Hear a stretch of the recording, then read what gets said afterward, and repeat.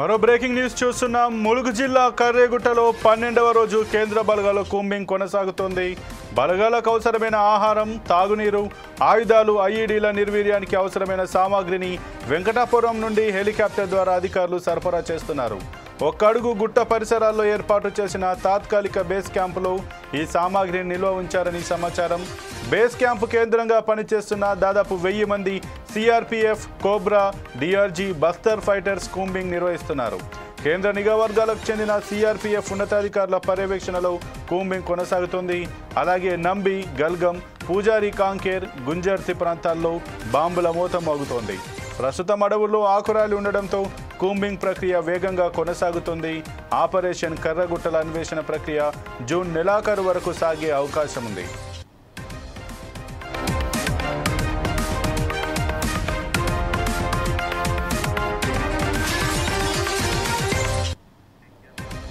ఈ విషయానికి సంబంధించి మరింత సమాచారం మా బ్యూరో ఇన్ఛార్జ్ సుధాకర్ అందిస్తారు. సుధాకర్, చెప్పండి, ఏదైతే కర్రెగుట్టలకు సంబంధించి గత కొన్ని రోజులుగానైతే ఇటు కేంద్ర బలగాలు అయితే ఆ కూంబింగ్ నిర్వహిస్తున్నట్టుగా, కర్రెగుట్టలను పూర్తిగా ఆధీనం చేసుకున్నట్టుగా, అక్కడ జాతీయ జెండాను ఎగురవేసి ఆ బేస్ క్యాంప్ను ఏర్పాటు చేసుకున్నట్టుగా తెలుస్తుంది. ఇక ఈ నేపథ్యంలో ప్రస్తుతం అక్కడ ఎలాంటి పరిస్థితి ఉంది? ఈ ఏదైతే కూంబింగ్ నిర్వహిస్తున్న కేంద్ర బలగాలకు ఎవరైనా మావోయిస్టులు కనబడడం కానీ, అక్కడ ఏదైనా చెదురుమదురు ఘటనలు జరగడం కానీ ఏమైనా జరిగాయా? దీని గురించి మీ దగ్గర ఉన్న పూర్తి సమాచారం ఏంటి?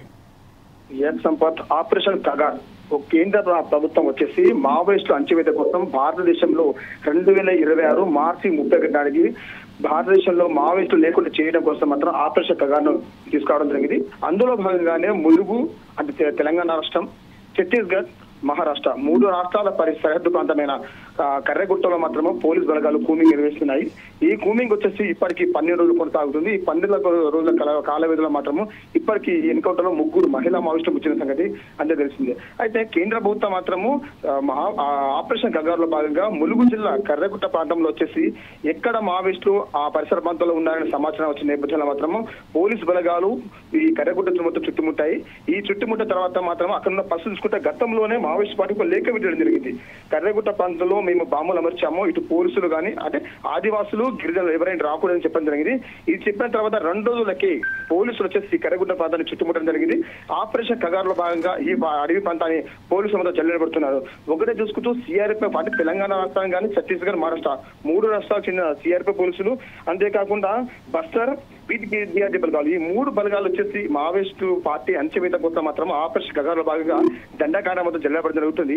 అయితే 10వ రోజు వచ్చేసి మాత్రము మావోయిస్టు పార్టీ ఎక్కడ ఉంది కర్రెగుట్టలోని ప్రాంతం దగ్గరకు వచ్చి సిఆర్ బలగాలు పోలీసులు వచ్చి అక్కడ జాతీయ జెండా ఎగిరేసి మేము విజయం సాధించామని మొత్తం అక్కడ జాతీయ జెండా ఎగిరేయడం జరిగింది. అంతా బాగానే కొనసాగుతుంది. కానీ ఈ రోజు వరకు ఆపరేషన్ గగార్ లో భాగంగా అంటే మెయిన్ టార్గెట్ హిడ్మా, వాసు, దామోదర్ ఇటువంటి వ్యక్తులు అక్కడ ఉన్న సమాచారంతో మాత్రమే పోలీసు బలగాలు ఈ దండగడకు జల్లబడతో నేపథ్యం. ఇప్పటివరకు మాత్రం ఏ ఒక్క మావోయిస్ట్ పార్టీకి సంబంధించిన అగ్రనేతలు కానీ మావోయిస్టులు ఎవరు వాళ్ళకు కంటి కనమలేదు. కానీ పోలీసులు మాత్రము ఇక్కడ ఒక బేస్ క్యాంప్ ఏర్పాటు చేయాలి సిఆర్పీఎఫ్, అలా చేస్తే మాత్రము ఆ కర్రెగుట్ట ప్రాంతంలో మావోయిస్టులు ఉనికి లేకుండా పోతుంది. కాబట్టి ఇప్పటికైనా మేము ఎంతో కొంత అక్కడ ఉనికి చాటుకున్నాము, మేము గెలిచామంటే మాత్రం పోలీసు బలగాలు చెప్తూనే ఉన్నాయి. అంతేకాకుండా సిఆర్పీఎఫ్ డీజీపీ సైతం అక్కడ ఉన్న పరిసర ప్రాంతాలను పరీక్ష చేయడం జరుగుతుంది. ఏదేమైనా అనుకోవచ్చు, ప్రస్తుతం ఉన్న పరిస్థితుల్లో మాత్రం ఆపరేషన్ గగార్ మాత్రం సజావా కొనసాగదు అనుకోవచ్చు. కానీ ఇన్ని రోజుల 12 రోజుల కాల వ్యవధిలో పోలీసు బలగాలు ఈ కర్రెగుట్ట ప్రాంతంలో ఇంత కూపించేస్తున్నా ఈ రోజు మాత్రం మావోయిస్టుల వైఫల్యం అంటే పట్టుకోవడంలో మాత్రం పోలీస్ శాఖ వైఫల్యం అనుకోవచ్చు. ఏదేమైనా పోలీసులు మాత్రం ఇప్పటికే ఆ మావోయిస్టులు ఉన్న పరిసర ప్రాంతాల్లో ఉన్న కూమింగ్ పరిసర ప్రాంతం కొంచెం చూడడం జరిగింది, ఒక సొరంగ మార్గాన్ని కూడా చూడడం జరిగింది. కానీ ఇప్పటివరకు మాత్రం ఒక చూసుకుంటే ఒక సొరంగ మాత్రం గుహను మాత్రం కనిపెట్టారు. అటువంటి సార్ అక్కడ పదుల సంఖ్యలో వందల సంఖ్యలో ఉన్నట్టు మాత్రం సమాచారం ఉంది. ఏదేమైనా ఆపరేషన్ కగార్ మాత్రం మరో 4 రోజులు కొనసాగే వ్యవస్థ కనబడుతుంది.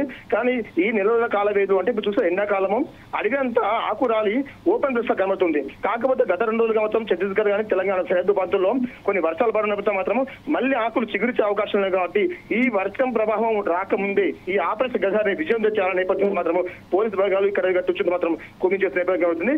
ఇప్పటికే మాత్రము మావోయిస్టులు మాత్రం ఆ ప్రాంతం నుంచి మరో ప్రాంతం వెళ్ళినట్టు సమాచారం. కానీ మావోయిస్టులు వేరే ప్రాంతం వెళ్ళిన తర్వాత కూడా పోలీసు బలగాలు ఈ కర్రెగుట్ట చుట్టుముడుతున్నాయి. ఏదేమైనా ఆపరేషన్ గగార్ని విజయవంతం చేయడం కోసం పోలీసులకు సంబంధించిన శాఖలకు అలాగే రాష్ట్ర కేంద్ర ప్రభుత్వాలు ఖచ్చితంగా దీనిలో భాగస్వామయ్యి మావోయిస్టులను అంచెవిధంగా ముందుకెళ్తానికి వచ్చిన. Okay, thank you Sudhakar.